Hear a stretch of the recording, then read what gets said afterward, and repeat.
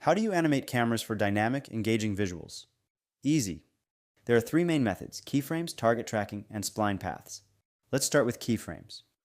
Create a new camera and place it anywhere in the scene. In the camera settings, you'll find options like focal length, exposure, depth of field, and automatic vertical tilt.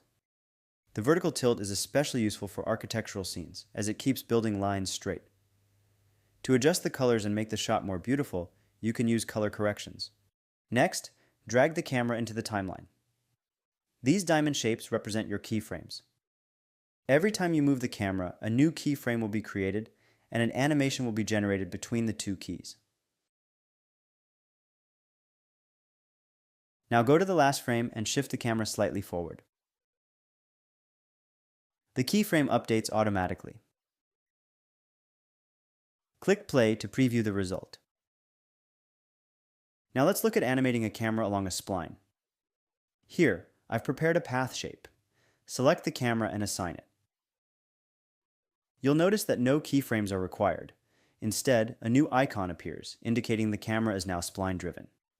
Use the E key to raise its height and adjust the rotation to fine-tune the shot. When you play the animation, the camera smoothly follows the spline path. Finally, let's create a tracking shot. With your camera selected, activate the Look At function. This allows you to choose an object for the camera to focus on. Let's select a character in the scene. Now, when you play the animation, the camera will follow the spline path while staying locked onto the target as it moves.